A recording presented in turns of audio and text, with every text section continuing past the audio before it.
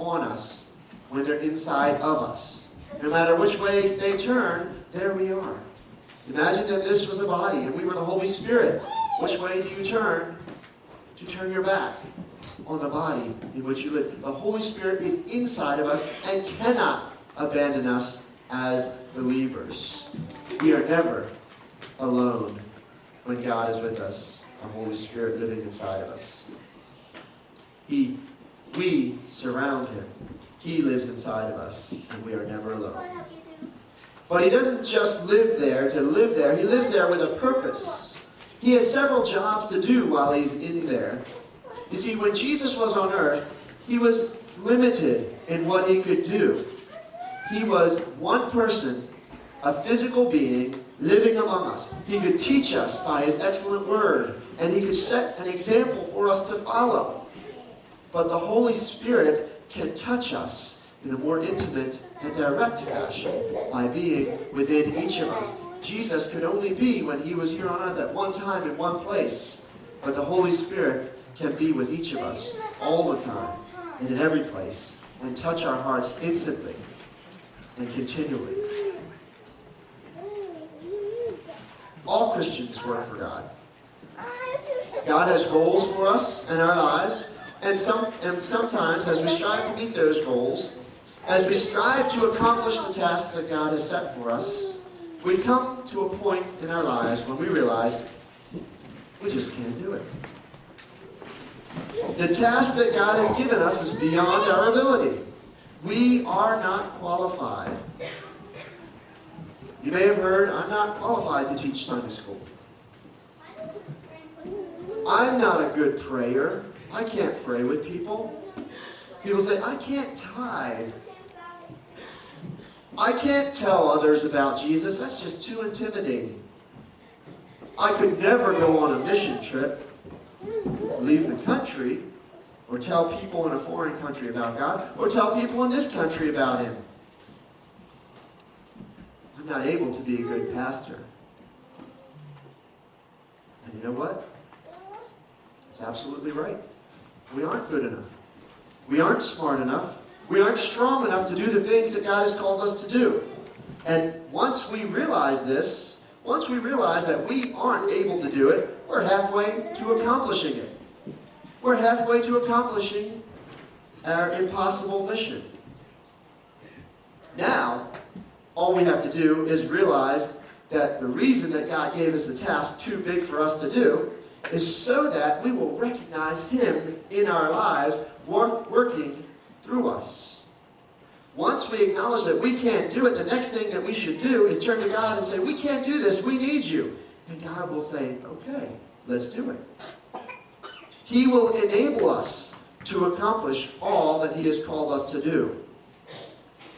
If I am being a good pastor to you, it is only because God is working through me.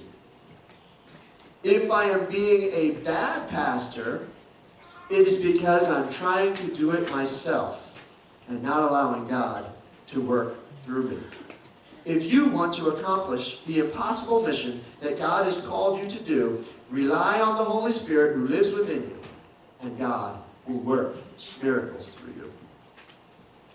Then, when you've accomplished mission impossible, that which is beyond your ability, you can turn to God and say, God, I see you clearly working in my life. And you can celebrate the Holy Spirit living inside you.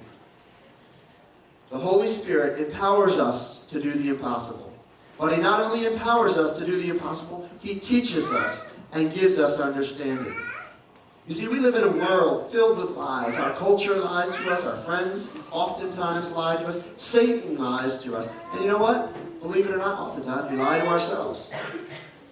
But the Holy Spirit living within us helps us to recognize truth.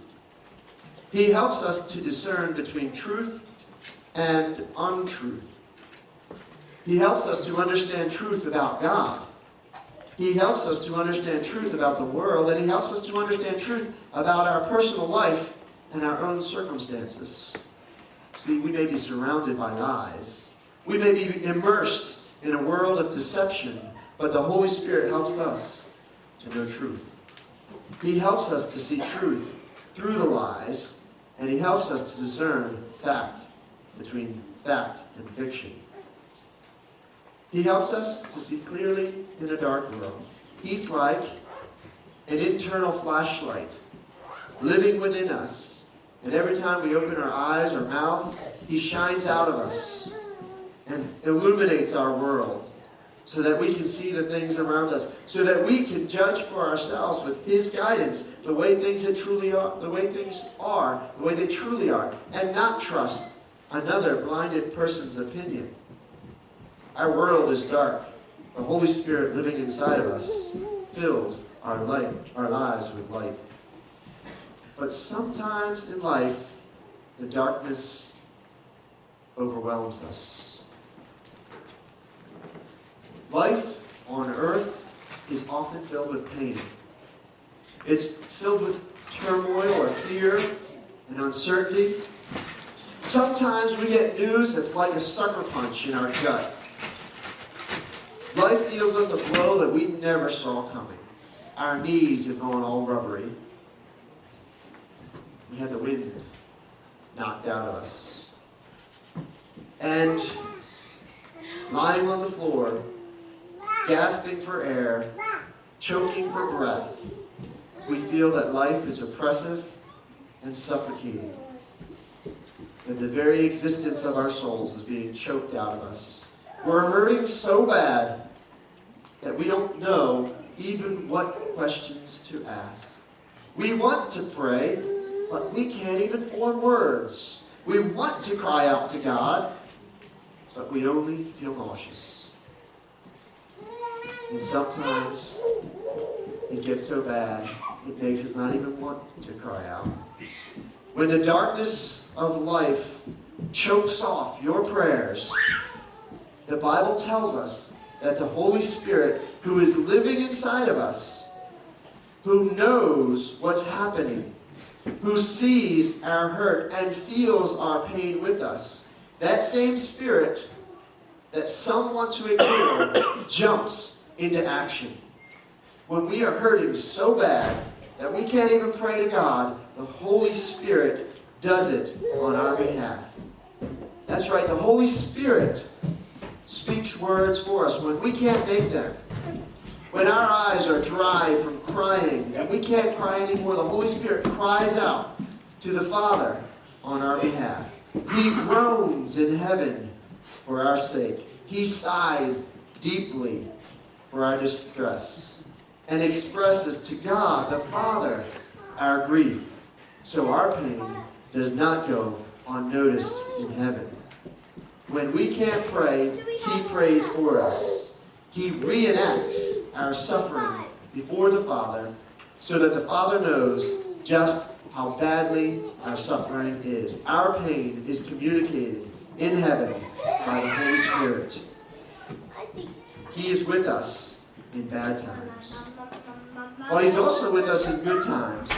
You see, when we become a follower of Jesus, we are seen by God as righteous, even though we still sin. God looks at us and sees only innocence. He sees children, his children, obedient children, better than good, perfect. But we know that we are often less than perfect. So one of the other jobs of the Holy Spirit is to work with us, to transform us over days, weeks, months, years, into that which God sees us as already. God sees us as righteous. The Holy Spirit works in us to make us righteous. God sees us as perfect. The Holy Spirit trains us to be perfect. God views us as obedient children. The Holy Spirit works in our lives to challenge, motivate, encourage, and teach us to act like those obedient children that God sees us as. This process of making us righteous is called sanctification. Sanctification is the process of making us more and more like him. It's the process of making us more godly and godlike.